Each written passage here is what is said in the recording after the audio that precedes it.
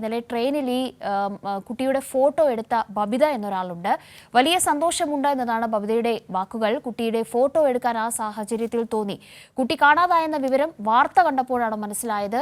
അപ്പോൾ തന്നെ പോലീസിനെ വിവരം അറിയിച്ചുവെന്നും പാറശാല വരെ കുട്ടിയെ നിരീക്ഷിച്ചിരുന്നുവെന്നും കുട്ടിയുടെ ട്രെയിൻ യാത്രാ ഫോട്ടോ പുറത്തുവിട്ട ബബിത പറഞ്ഞു.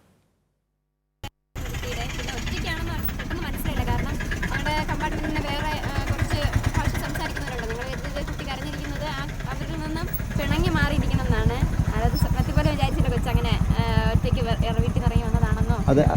അതായത് ഒരു മണിയോട് കൂടിയാണ് പടം എടുത്തത്. പക്ഷേ പിറ്റേന്ന് 3 മണിക്കാണ് അത് അയച്ചത്. എനിക്ക് തോന്നി ഒന്ന് വെച്ചിരിക്കാന്ന് തോന്നി.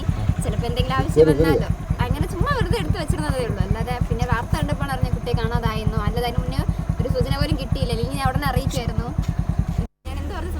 അതൊന്നും എനിക്ക് അറിയത്തില്ല, അറിഞ്ഞില്ല. കുട്ടി ഈ കാണാത്ത കുട്ടിയാണെന്ന് അറിഞ്ഞില്ലല്ലോ. എങ്കിൽ ഞാൻ എപ്പോൾ തന്നെ അറിയിക്കത്തില്ല. കയ്യിലിരുന്ന പൈസ ഉൾപ്പെടെ ബബിത ശ്രദ്ധിച്ചിരുന്നു അല്ലേ? അത് ശ്രദ്ധിച്ചിട്ടുണ്ട്. കയ്യില് മുറുക്കി വെച്ചിരുന്നു പൈസ. അത് കണ്ടപ്പോ തന്നെ ഒരു വശപ്പശയൊക്കെ തോന്നി. 40 രൂപ. ഒരുപാട് സന്തോഷം.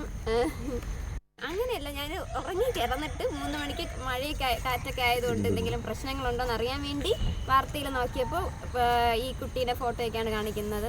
അങ്ങനെയാണ്. ബബിത ട്രെയിനിൽ കയറുമ്പോൾ തന്നെ ഈ കുട്ടി ട്രെയിനകത്തുണ്ടായിരുന്നു. സംസാരിക്കാൻ ശ്രമിച്ചത് കുട്ടിയോട്?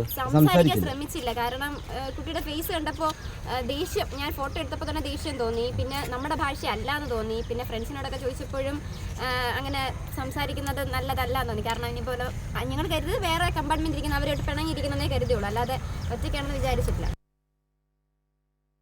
ശരി, എന്തായാലും ബബിത അടക്കമുള്ളവർ, ആ ഫോട്ടോ എടുക്കാൻ തോന്നിയ ബബിത ഉൾപ്പെടെയുള്ളവർക്ക് ഷാജി, നേരത്തെ നമ്മളോട് സംസാരിച്ച ഷാജി എന്ന മലയാളി സമാജത്തിൻ്റെ പ്രവർത്തകനടക്കം ഒരു വലിയ സംഘത്തിനും സംസ്ഥാന പോലീസിനൊപ്പം തന്നെ അന്വേഷണത്തിൽ വളരെ നിർണായകമായിട്ടുണ്ട്.